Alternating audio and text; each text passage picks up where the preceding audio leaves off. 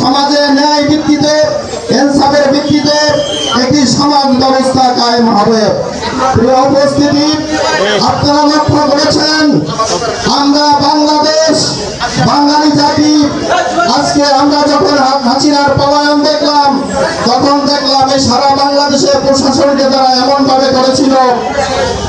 পৃথিবীতে একটাই মাত্র দেশ যেখানে প্রশাসন মানুষের কাছে আশ্রয় প্রার্থনা করে। আমরা একটি মাত্র দেশ যেখানে 300 এমপি একবারে পলায়ন করেছিল। আমরা এইরকম সংস্কৃতি, এইরকম শাসক চাই না যারা পদত্যাগের পরে তাদের বাসা বাড়ি থেকে পালিয়ে যেতে হয়।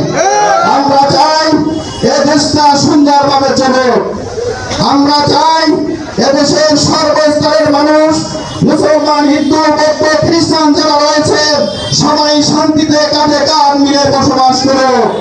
আমরা দেখতে পাচ্ছি ইসলামী আন্দোলন বাংলাদেশ এই দায়িত্বটি কাঁধে নিয়ে সর্বসময় মানুষের পাশে ছিল।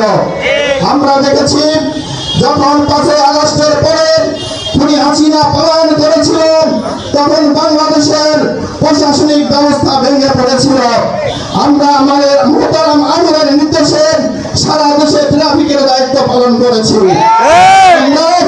আমাদের দেশের সনাতন ধর্মাবলম্বী যারা রয়েছেন তাদের বাসা বাড়িতে যারা হামলা করেছিল, আমরা তাদেরকে পাহারার ব্যবস্থা করেছি।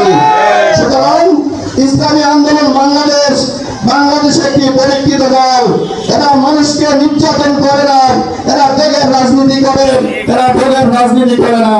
সুতরাং 10 মিনারবাসীদেরকে বলবেন, আসুন আমাদের ছাত্ররা যে তাজা রক্ত দিয়ে বাংলাদেশকে আমার পথ দেখিয়েছেন, আমরা তাদের রক্তকে শ্রদ্ধা করি এবং নতুন একটি বাংলাদেশ গড়ার স্বপ্ন দেখি।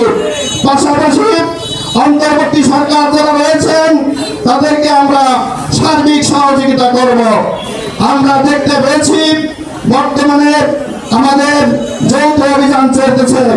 প্রথম দিকে দেখলাম কিছু দুষ্কৃতিকারীদেরকে, মন্ত্রী এমপিদেরকে ধরা হয়েছে, কিন্তু এখন যেন কেমন সেটা স্থগিত হয়ে গিয়েছে।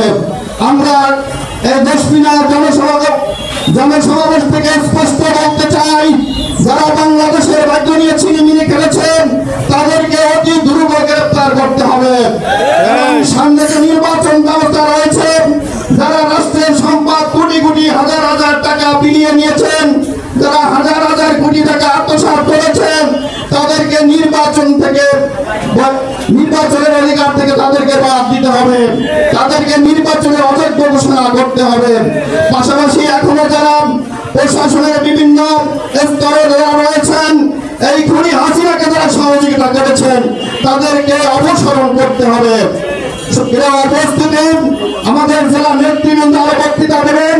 সুতরাং আমি 10 মিনার জেলাবাসীকে আহ্বান জানাবো, আসুন আমাদের ছাত্র জনতা যেভাবে আমাদের জন্য একটি সুন্দর দেশের স্বপ্ন দেখিয়েছেন, আসুন ইসলামী আন্দোলনের পতাকা তলে আসুন। আর পাশাপাশি যারা এখনো বিভিন্ন রকম নৈরাজ্য সৃষ্টি করতেছেন, আমরা আপনাদেরকে হুঁশিয়ারি উচ্চারণ করে বলতে চাই,